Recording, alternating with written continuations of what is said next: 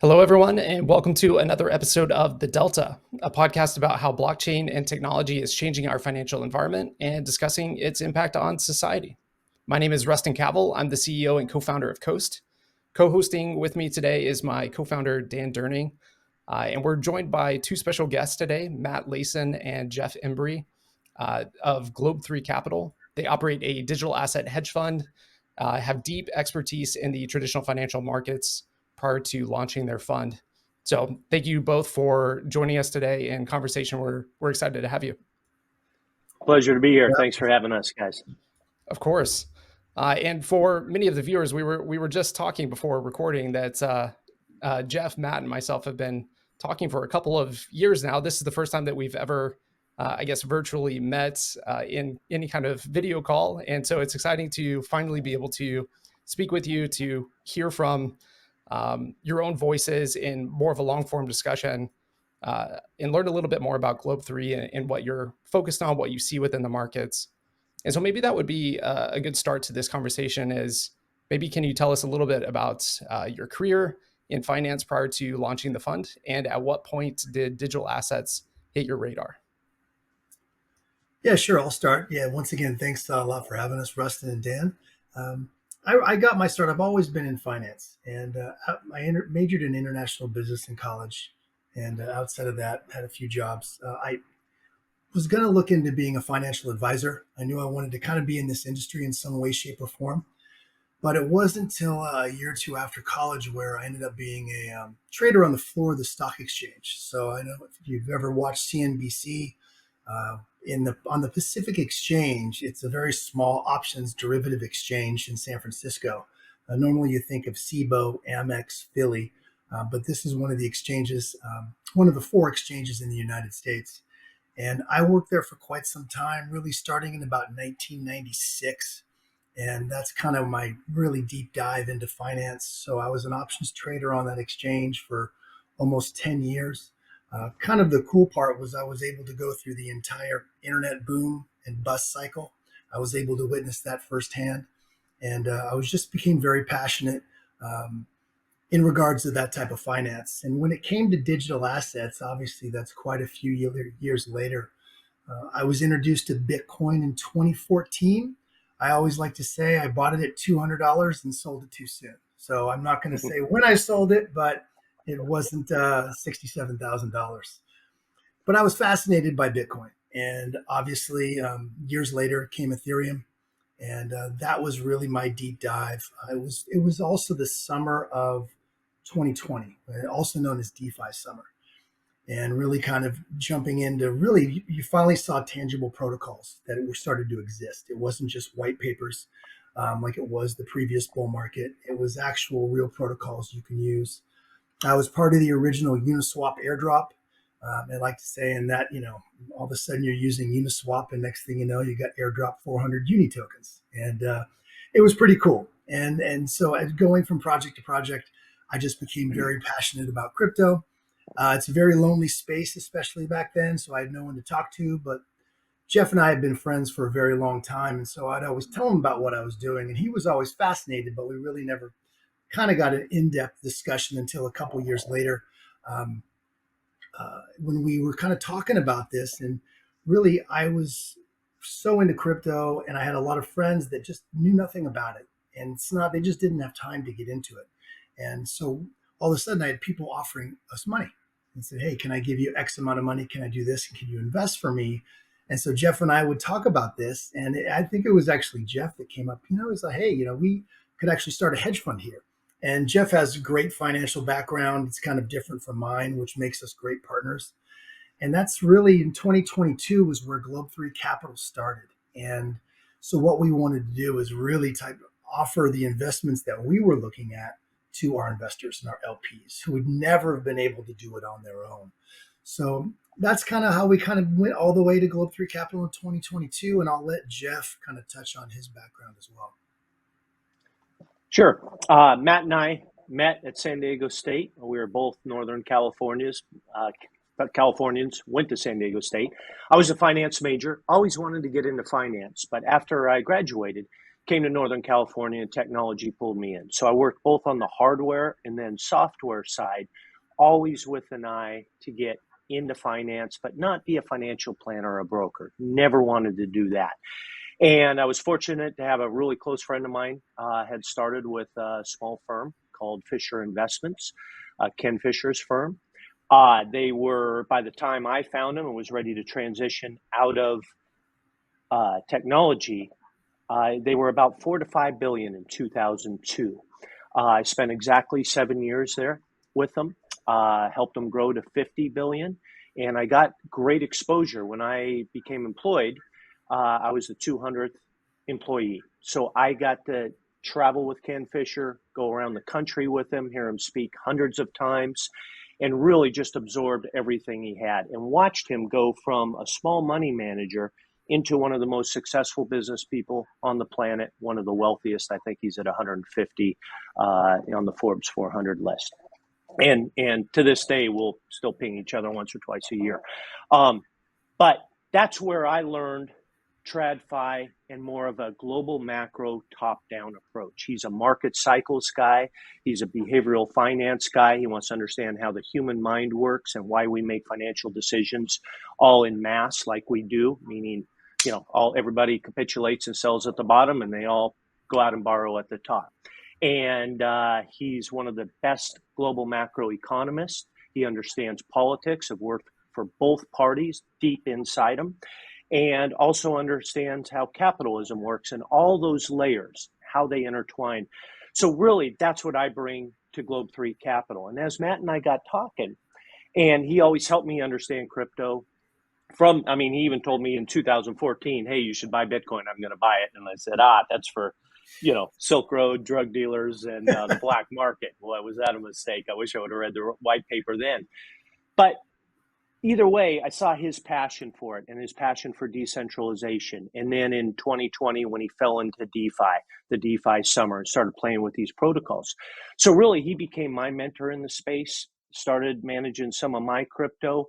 We would talk. I had an early morning commute, and he's the guy that gets up at 4:45 in the morning, has nobody to talk to until 7:30 when his family wakes up. So we would chat, and almost every conversation would, on some level, would turn to crypto. And like he said, eventually, over time, he said, God, all these people are offering me money. I just can't take a check. And that's when I said, hey, you should open a hedge fund. And that's where the conversation started. It was a fun half-hour drive after that. So with that, we spent the next month and a half really just formulating what would our strategy look like? How would we implement it? What do we want to do? What do we not want to do? And as April and May were in 2022 were coming in, the crypto bear market was exploding. The equity bear market was exploding. And we really came to the conclusion that if we're ever going to do this, it's got to be now. You very rarely do you get 2017 and 2016 pricing for 2022 crypto market adoption and technological advancement. So we were getting 5 to 6 free years, and we knew this was the future. We knew where this was going. We can see the vision. We absolutely know that anytime businesses can get more efficient, cut out middlemen, reduce friction, reduce cost, adoption is going to follow. And so we put ourselves in the middle of it. Took a month and a half to 2 months to get our lawyers, CPAs, fund administrators in place. We launched in July of 2022. The bottom of the crypto bear market was November of 2022, right after FTX. The bottom of the equity bear market was October, and we've never looked back. Had a fantastic 2023. We're waiting for the altcoin season to get going in 2024, but we know it's coming. We've got a strong bull market winds at our back and having the times of our lives. That story is just incredible. And I remember talking with you about this early on in Globe3's development about the timing of launching the fund, like launching in the depths of the bear. And that's very similar to Dan and myself. We launched Coast in May of 2023 when it seemed like sentiment was very rapidly deteriorating and just a lot of headwinds. But we believe that what we're trying to solve is important to solve. and that consumers need these types of tools and applications. And what better time to do it than when it's really, really quiet? So Absolutely. That's when, yeah, that's when the excitement is tampered down and the builders put their heads down and build. And if you do it right, then you catch that next bull market, kind of optimistic and euphoric stage at the end that always happens. And if your product's ready for prime time, it's off to the races again. Well, and we always say what's our favorite thing to buy, and that's fear. And so, being that we have the experience that we have in the market and seeing the boom and bust cycles, we want to start in that bust cycle. That's a great opportunity. We don't look at that as the time to sell, even though, you have the average investor, might get scared out of it at that point in time. We take the opposite approach and said that's when we really want to go in, and start something. And that's the best time to start. You have more challenges. It might be more difficult, but it's definitely going to be worth it to start then rather than, during the bull cycle. So yeah, it's been great, and we're very excited. That is just so cool. I love the courage that it takes to go build your own thing, but also to recognize the strategic advantage that you have, whether it's your mindset, the market opportunity, the timing. Something you brought up, I think, that I kind of want to double click into is just thinking about cycles. You had mentioned the internet boom and bust cycle. Are there any parallels or similarities, differences that you see to that cycle playing out in crypto assets, Web3, things like that? What's your Yeah. take on that? Yeah, great question, Dan. And Matt and I often talk about this, and we've talked about it with others in the past. One of our advantages is experience, right? Having that past to lean on and having seen this, not formula, but having seen this game play out before and in a very similar pattern. And it's the internet. That was internet one. Now we're on internet three. And Matt was fortunate to be in the pits and see from 1996 to 2002, that rise and that bust. And we very much feel like we're about 1998, 1999, especially when you see, and maybe even 97, you see the adoption cycle mirroring up to the original internet.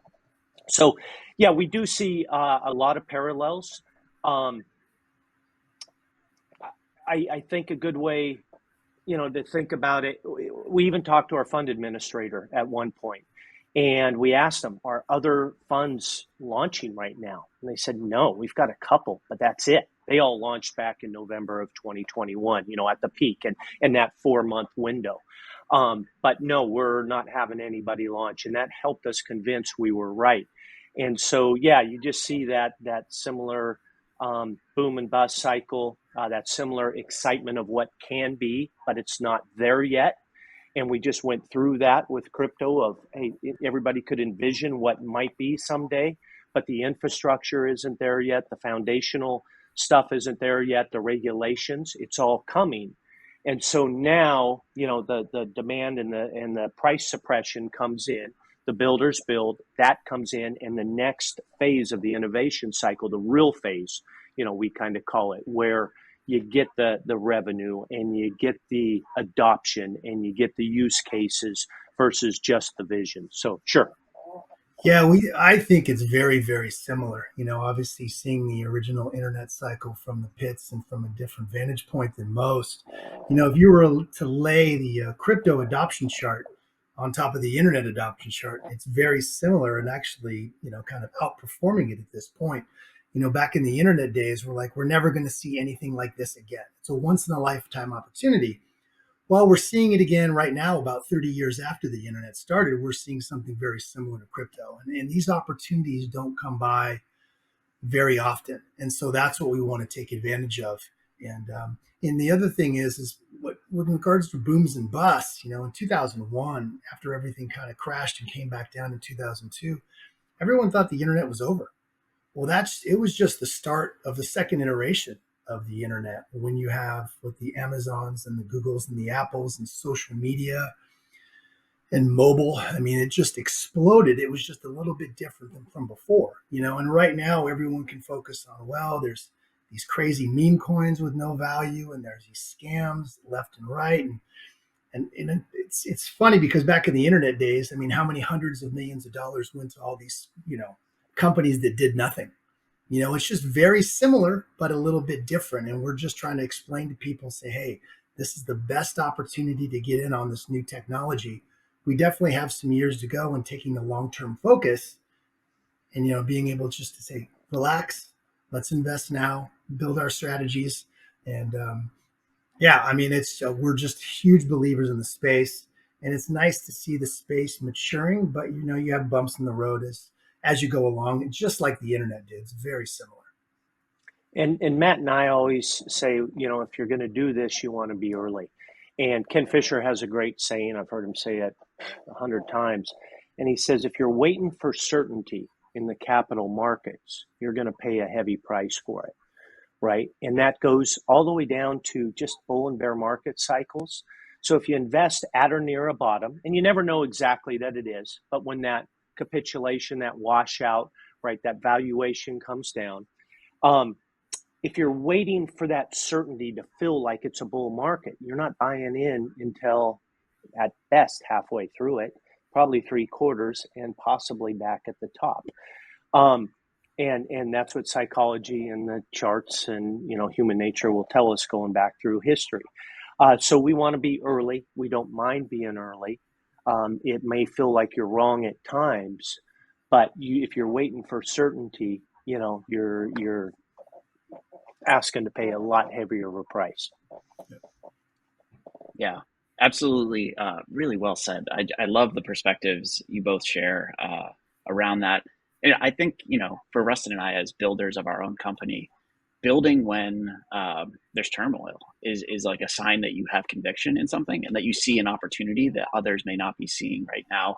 I've always heard this said, but like the 2008 financial crisis, how many great startups came out of that financial turmoil and are lasting companies that really innovated in ways that others couldn't. And I love that line about certainty as well. It's so counterintuitive to build things when it's uncertain, but that's actually, like you're saying, the best opportunity and best time to go try that and to learn. And I think we've even seen that play out with certain Web3 projects that come up when things are really bullish. There's companies everywhere forming, and then when there's really low lows, everyone seems to say, "Well, I'm not going to build anymore." And we're at least betting on ourselves that we're going to build at the time when there's fear in the market, and we think what we're building has staying power. So yeah, super interesting perspectives there. Just wanted to, for our audience sake as well, I noticed you guys describe yourself as a hedge fund, a crypto hedge fund or digital asset hedge fund. What are the differences and similarities just between traditional hedge funds and what you're doing? Yeah, well, that's a broad category. Hedge funds, you can have a hedge fund that invests in Beanie Babies, and coffee grounds, and I'm sure there's some that do out there. I'd buy. So so traditional hedge funds would be more on the equity side, and then within the category of hedge funds, there's 25 maybe different sectors of them. You got long short, you got hedge funds that'll use derivatives, you've got long only. So I'll tell you more about kind of what we are and what we do. And Matt has a great saying, and he said from the very beginning, to have a successful hedge fund, we knew we had to do two things. We had to be different and we had to be right. And part of that right is going to, hey, start at or near a bear market bottom and catch a bull market, right? And then part of that right is invest in projects that are going to be successful. Being different. So we're a hedge fund that invest in liquid tokens only. So probably right now it might be a good time to tell you what we don't do. We want to keep it simple. We always have from the beginning. We don't short. We don't use collateral.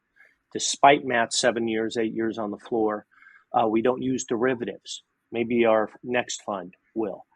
We don't use margin. We actually want to invest. We don't chase meme coins. We don't chase what we call the green shoots, the hot topic, if you will.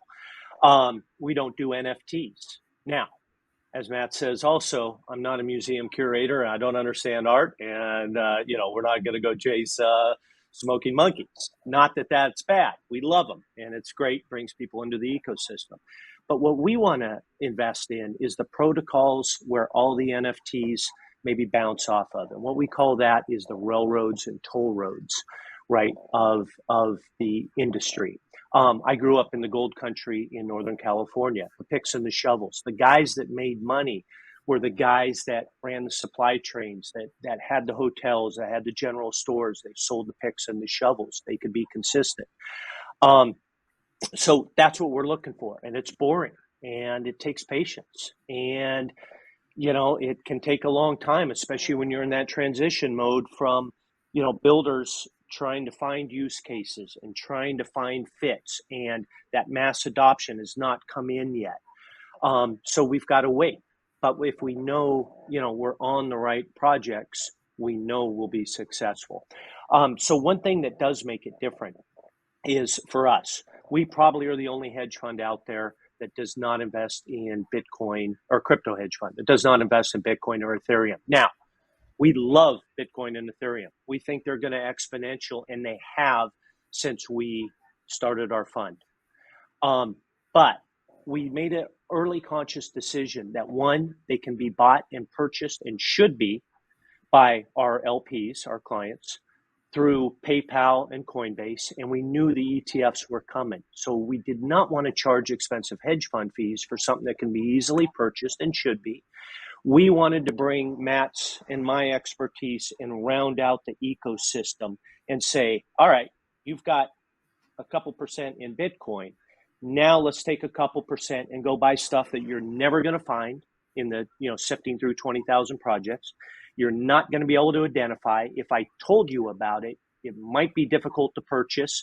Some of them are not on big exchanges yet. The Coinbase, the Krakens, the Binances, we know they will be. So get them again before that certainty and that demand comes in. And get them when they're small and nimble and can pivot like you guys. Can see that market adapt, can see other competitors coming in and say, aha, here's our niche, and go. And so we like to identify projects that are maybe in the 20 million to 250, 300 million market cap space. Buy them there. We don't stay there. We want to be the small and micro cap specialist, identify them there and grow them into the top 50, hopefully the top 20. We think we've got a couple top 20s, top 10s coming in. We're going to have to wait. But if that's the case, then we're better for it, and our fund is better for it. The other thing we like that makes us different than maybe traditional VCs is we have the ability to trade on the liquid markets. So if you're a traditional VC, either in equities or crypto, you buy in early, seed, A round, B round, C round. You own equity, and your exit is either getting purchased, going IPO, liquidating, or going bankrupt for the most part, right? 4 options. Here, Matt and I can buy these projects knowing they're small, knowing things are going to change. And if anything does change, we can exit out of that liquidity because of the liquid tokens. So we don't do VC rounds. We don't do capital lockups on any level. We do stake, for that extra yield.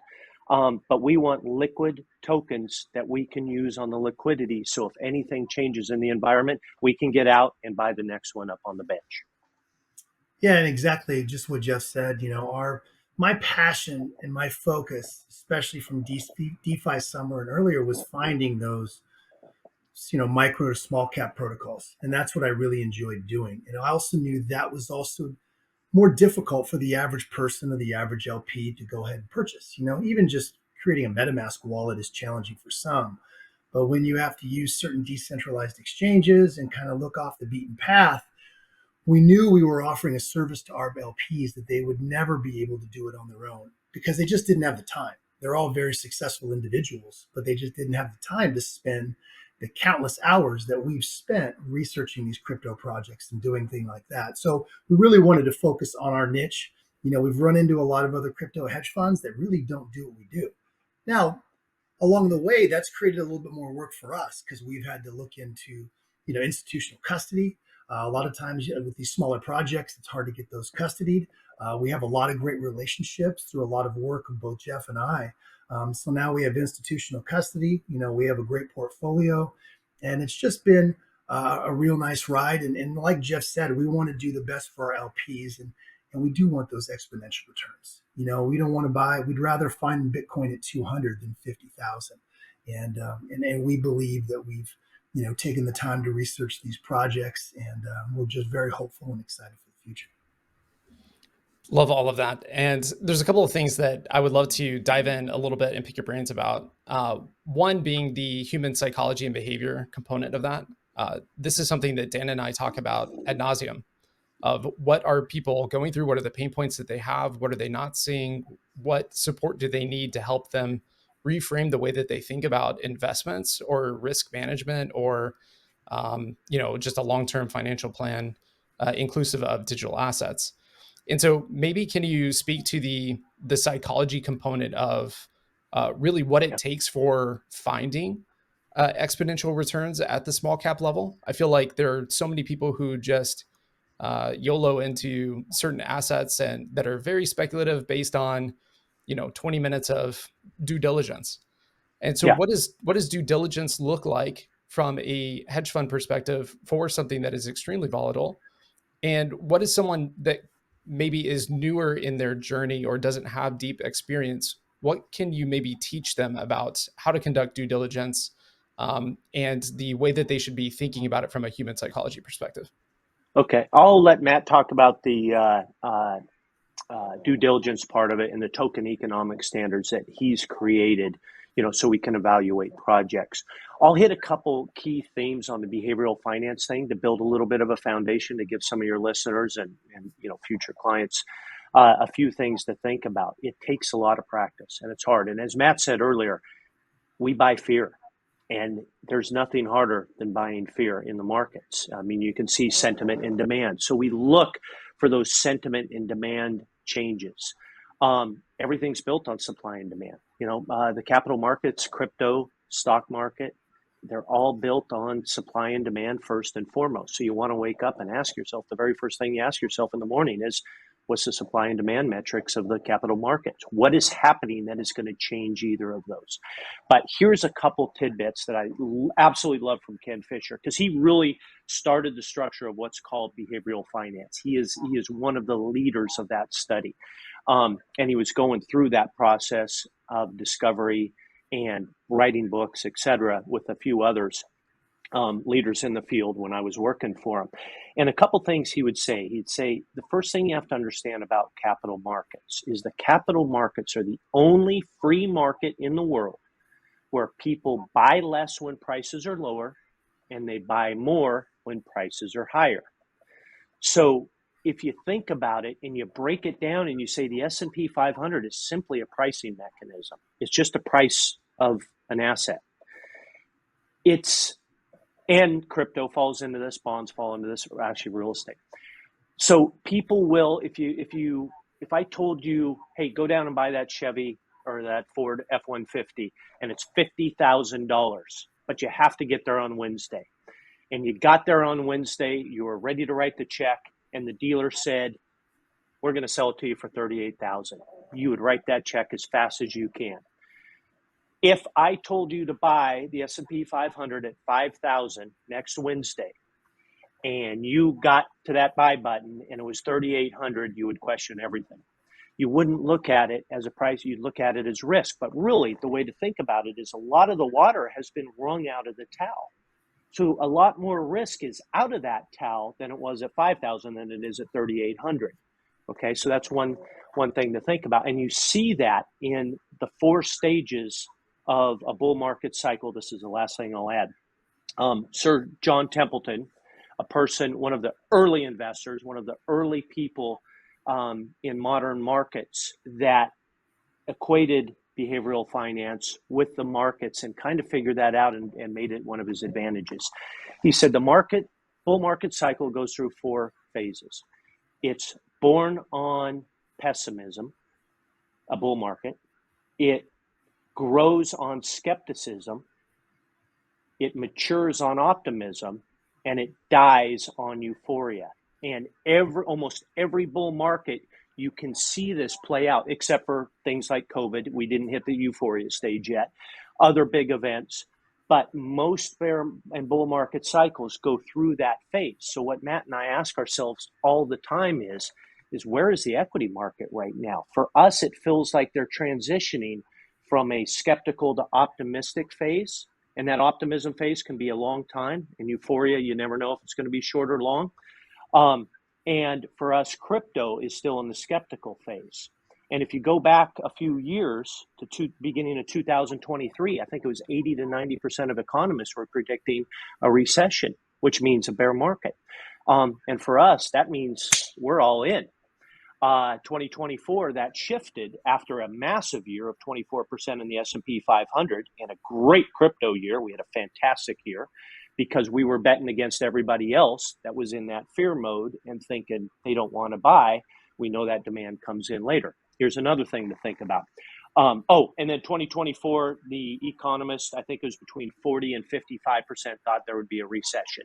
So again, heavy pessimism. Great time early in a bull market. Almost all bull markets in history, if you have your first bull market year, you get your second bull market year. Matt and I can bet against that, and we can win. So it's those kinds of things. As you understand that and go through different market cycles and have the benefit of a Ken Fisher, background, you see, okay, we can make bets against the masses and put our probabilities in a better spot. And the markets are all about probabilities. And so you could see that Jeff's kind of a master at investor psychology. What I'll tell people when they want to start a hedge fund, what's the best thing you can do is find a great partner that you can work with. And Jeff and I work great together. He does what I don't want to do. I do what he doesn't want to do. So it actually makes for a perfect way to start a hedge fund or any business like that. But so he handles that Agreed. side.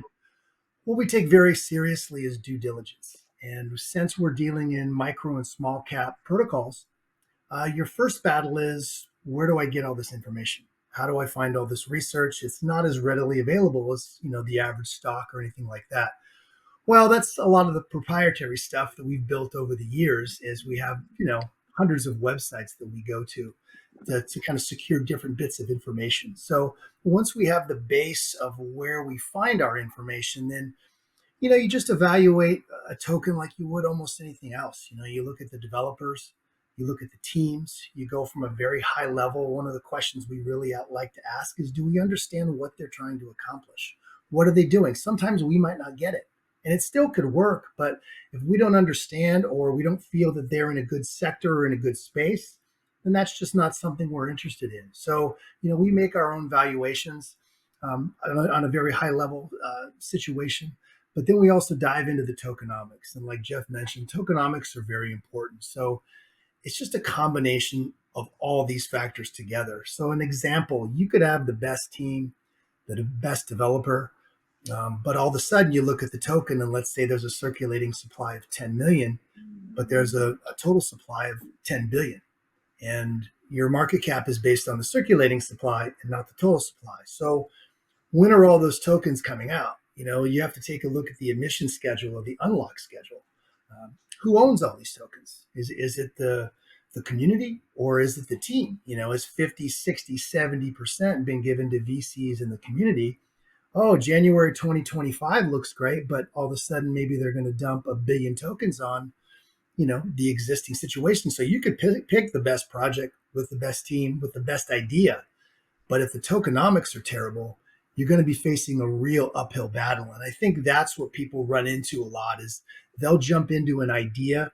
They'll jump into maybe one person or something on a team, but you really need to break down those token economics. And we've created we call them our token economic standards. It's kind of a very long-winded rating system that we put all our projects through. And so, they have to meet certain levels. And obviously we pick the best projects, with the highest rating that we put through in our situation. And that's how we invest, but it's very in depth. We take a lot of time to do this. And I think, like you said, a lot of people do rush in. It's very hard. I think we tell a lot of our LPs, a lot of the battle is just kind of not going after all those shooting stars and the shiny meme coins. It's so hard to not jump after those type of things when you think some guy invested $1 and next thing you know, he's a millionaire, which most of the time isn't true anyway.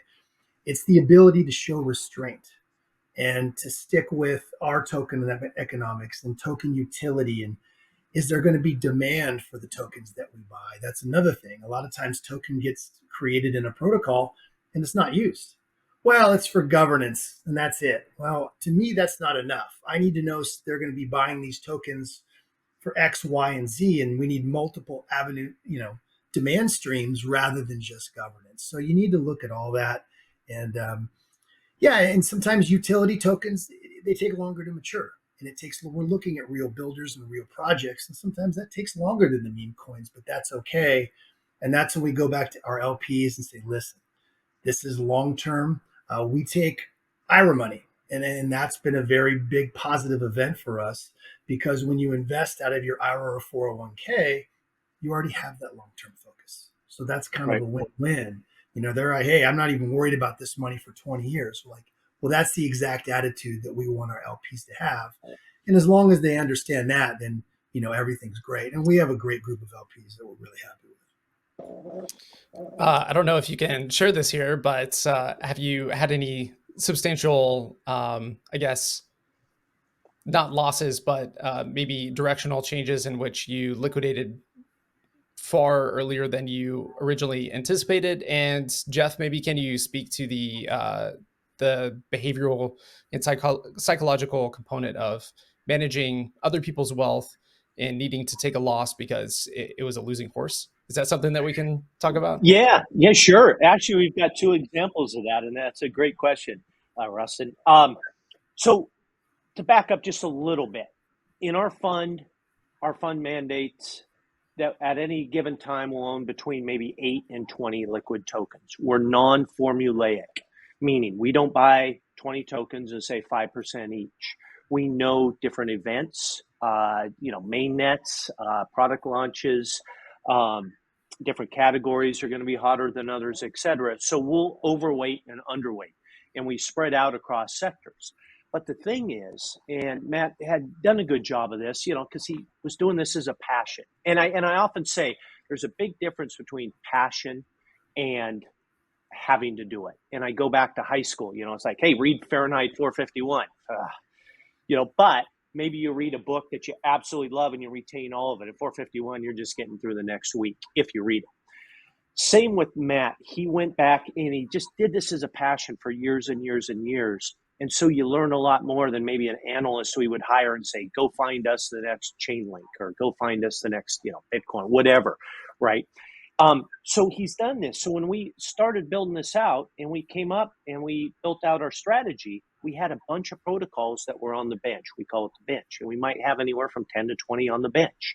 And to go to your question, one thing to go back to what I was saying earlier is the liquidity in the space. So we buy liquid tokens with the intent to hold them for a long time and grow with them, but to know that we've got to stay flexible if anything changes. And we've had two change. We had one that we were really excited about, and I think it was our very first 4X or 7X. And we had seen this thing run, and unbelievably, and they were in the banking industry. They were doing a lot of high end, need to have security. They had a partner that allowed an open door, and some hacker came in through that open door and attacked the treasury of the protocol we invested in, to no fault of theirs other than just maybe giving the wrong keys to the wrong partner.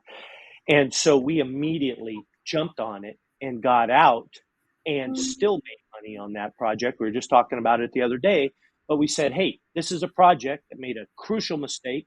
Their future clients are going to hate that they got hacked and allowed this because, regulatory banking. And we're out. But we've got 10 more projects that we want to plug in right away. So easy exit for us. We made, I think, 70%, if I remember correctly, and then rolled that into a couple other projects. Another project we were up 50% on. It was a DEX, and they messed up their treasury. And when they came out and said, hey, we're having to change things, and we're going to reduce the amount of payout to our liquidity providers, that's going to piss off the liquidity providers. They're going to take that liquidity elsewhere or go, hey, what the heck's wrong here? I don't want my liquidity there anymore. Matt jumped on it, got out of it right away. We broke even, moved it to another place. So yeah, there's A lot to be nimble and a lot to this to stay on top of it because things change fast in this space. And having that liquidity of the tokens allows us to maneuver and pivot with it. Well, and that's why we like our liquid token strategy. We're not like pre-seed, and there's not some 5, 10 year lockup where you're just static, you buy and you just grin and bear it for many years. If we see something materially change with one of our projects, we'll get in and out of it very quickly. Or at the very least, just go to cash for a second or two. That's totally fine as well. But yeah, I mean, and being very active and always on top of this and always taking a look at different projects and always on top of the market. We're right there when news hits, and we don't want to overdo it. We want to make sure it's legitimate. But if it's something material like these two situations, then yeah, we take quick action and look for the next project. So that's a big bonus in a hedge fund like ours with the ability to do that. Do you find it, and just to sort of go back, it sounds like a lot of thinking, right? Strategic thinking, micro, macro, quick, long term, slower thinking. Do you find it advantageous to have a partner in the ability to just dissect or aggregate and sort of consume a ton of information, but then also make decisions based on that information? Do you find that to be a really healthy process for your own decision making, to be able to have at least two of you looking at micro, macro, long term, short term, and all these different factors? Because I can imagine for so many people, it's just so overwhelming. There's so much information. YouTube is just a wormhole you can get stuck in and end up, sending all your money into the wrong thing. Yeah. Are you guys proponents of having, friends or colleagues, partners that you can really bounce ideas off of? Yeah, 100%, Dan. And that's to go to your point. I bring the top down, so I'm looking at the bigger picture. That's my experience. That's my passion. I love it, and as you can tell, it's helped us tremendously. Matt, as much as I'm now absorbed into this space and reading, I'd say 3, 5, 7 hours a day constantly, and we're sharing articles and we're sharing information back and forth. Matt brings that bottom up. So he's doing the tokenomic or token economic standards. He's looking into these protocols deeper than I can go for reasons like you said, emission schedule. How many people do you talk to that ever say, I love that project, but I'm not going to do it because the emission schedule sucks, or the tokenomics or token utility sucks, or there's not as much demand as I like to, right? They don't go to those levels. That's what Matt does. So the nice thing is we meet in the middle, and we're constantly pinging each other, talking about projects, talking about the ones we own, talking about the ones that are on the bench, talking about the ones that we've got our eye on, talking about ones that we'll never buy, or hey, look at the mistakes these guys made, or look at how great this one is. It's just out of our market cap range. So yeah, we're and then we have Matt's built up a great network. Part of the advantage is I call it a beautifully inefficient market. This market is so inefficient. Just think of the internet days before, right? People want to buy stuff, they can't access it. They want to get information on something, they can't find it. And it's very fragmented. And Matt's gone through this iteration from 2014 of following, as goofy as it sounds, YouTubers. And after a while, you learn, hey, this guy's just a shiller. He's getting paid to promote this.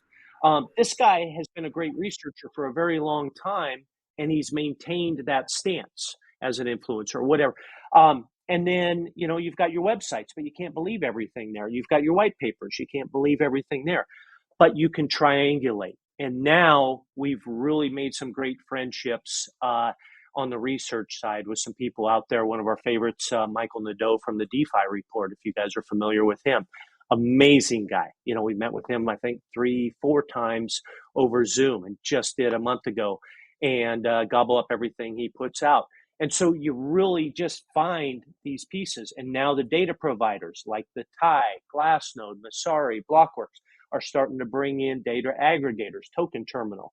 And so we'll start utilizing that. But right now, you've just got this great, beautifully inefficient, fragmented market that most market participants can't attain. And we get to sift through 20,000 projects. That's quite a few projects to say, we just can't find enough on this one. Next, until we get to those that really just fit the model we want. Yeah, and it's very important to have someone to bounce stuff off of. As much as I'd like to say nothing else affects me, I can perfectly analyze any protocol without having any preconceived notions, and it's just not true. We all get tunnel vision. We all need a break. We all need to bounce ideas. Plus, we're different people. I'd love to hear differing opinions on a project that I might like. Maybe it doesn't make any sense to Jeff or anything like that. So, yeah, it's very important. And then when you're getting started, I started a lot in YouTube. Back in the day, there was no education courses, there was no classes, no one was really teaching this stuff. So I just watched YouTube video after YouTube video. Now, maybe 90% of the YouTube videos are a bunch of crackpots, but we were able to break it down and really find some good content in YouTube. And now, I'm a lot in crypto Twitter. You have to get out there, and you have to, you're not going to, find the perfect information all the time. We have our list of websites. A lot of stuff's been built out. So researching it, crypto is as easy as it's ever been, but it's still relatively challenging. But yeah, bouncing it off people is very important. And, Jeff's done an incredible job with LinkedIn. That's kind of his specialty. So once again, as partners, we're kind of like divvying up the responsibilities and being able to work together, because I couldn't have done this on my own, and neither vice versa. Granted, I might come with the crypto analysis knowledge and the technical ability and all that stuff, but we never would have been able to get this fund off the ground if it wasn't for Jeff either. So it definitely takes two or more for that matter. Such good perspective. This is something that Dan and I talk about quite frequently because we differ in in our backgrounds, in the way that we were raised, in different views and opinions on how we should operate the business, and just even more broadly things about life. And some of those conversations are more challenging because it kind of pokes at things that you always thought were true, but maybe they aren't, and someone is trying to reveal that Right. to you. Even strategic and tactical decisions where I have like a very strong opinion about something, and then Dan will say, well, what about this? And it just completely changes the way that I think about that situation. I think that that's just such an important conversation to have with people, with a team. There's a popular quote that I really like, that it's like it more talks about relationships, but I think it applies to business as well. If both of you are exactly the same, then one of you is unnecessary. And it just Awesome. like goes to show that we want to stay siloed. We want to be gassed up about our own opinions and views, but what we actually need to, in order to find the truth, is some form of differing opinion, even if it is painful at times. And so love that approach. Uh, Yeah. let's move to maybe high level. We've got like one last question and then we'll wrap up. Where do you see this going into the future? So Dan has this quote that he always says. He doesn't think that it's going to be DeFi and TradFi anymore as separate entities. It will just be finance. And that's kind of how we're building and shaping and thinking about consumers whenever it comes to the tools that we're trying to provide to people. How do you think about the capital markets? How do you think about this conversion or convergence of these two markets, especially with the ETPs that recently were launched? And yeah, where do you see things going over the next 1, 5, 10 years? Yeah, I'll start. I like to say one of my sayings is the future looks bright. So yeah, we couldn't be more excited. And to talk with you guys like you that are building the pieces and parts. There's so many folks out there that are building this. And one of Matt's favorite sayings is slowly and then suddenly, right? So it feels like it's slow, and then all of a sudden there's a little bit of a technology breakthrough, and or mass adoption is coming. And so to go to your question, TradFi and DeFi, I think that's a great point. I haven't heard anybody say that yet. Yeah, that convergence is coming, and pretty soon. Well, I don't know about pretty soon, but over the next couple of years, um, it'll just be finance, right? People will use pieces and parts of blockchain and finance, and pieces and parts of traditional finance, and but you're seeing the real world assets come together. You're seeing DeFi. You're seeing, the liquidity. Now, what we need, and this is what Matt and I look for heavily, is the standards. We understand what created Web 1 and Web 2, and it was a standardization. And I'll give you a couple quick examples. TCP/IP, right? I think it's what's the other one? HTTPS. I remember originally trying to figure out HTTPS and having to memorize that and a colon or backslash is this way or are they this way? Then the website and everything. Now you just put in coast, .io and boom, you're there. So what's happening now is those standards are being built. And full disclosure, we own this company. It's one of the only large cap we own, and it's Chainlink. And what they're doing is creating the standards for all the banks, asset managers, Federal Reserves, central banks, etc., to communicate DTCC, SWIFT, to all communicate, message, move assets over a standardized rail. They're very close, and that's awesome. And so, smaller companies like your guys's bringing in the TradFi, introducing them, to the Web3 and making that blend. And all of a sudden, these standards come in, your guys' pieces and parts, and people are using it seamlessly, just like we all did the internet. It was clunky at first, then it works. Now we don't think about it. And so we've got two companies, one being Chainlink, that's bringing the standardization of DeFi and TradFi, we think, to bring mass adoption. And then we've got another one that's bringing the social fi. Will bring the mass adoption from the Web2 normie. And you get a couple of those companies, all of a sudden you go from slowly to suddenly, and it explodes. Yeah, I agree. I think everything's going to end up on the blockchain. You look at exactly what you guys are doing with TradFi and DeFi, all of finance, the tokenization of financial products. You're going to have tokenization of real estate. Blockchain just does too good of a job in regards to lowering costs, increasing efficiency for a lot of these companies. And Jeff talked about SocialFi. There's a creator economy, that hasn't really been tapped into. That when you talk about maybe like an NFT 2.0 and what brands and musicians and artists are going to be able to do with this technology, a lot of people haven't been able to wrap their minds around it. So, we think blockchain is going to be the base layer. Really of almost everything around. And that being said, if that anything like that happens, we're going to be invested in the right place. Yeah, I'm bullish. Yeah. So are we. Yeah. Extremely. Yeah, it's just going to be an interesting ride. It already has been. And for the people who have weathered the depths of the bear market, the implosion of FTX, essentially being called a scam at every turn, it really does feel like we're on the precipice of this, I guess, development and funding and utility coming further up the stack. There's so much infrastructure that needed to be built in order for other consumer facing applications to work. In order to tokenize real world assets, there's a plethora of other things that have to be solved first.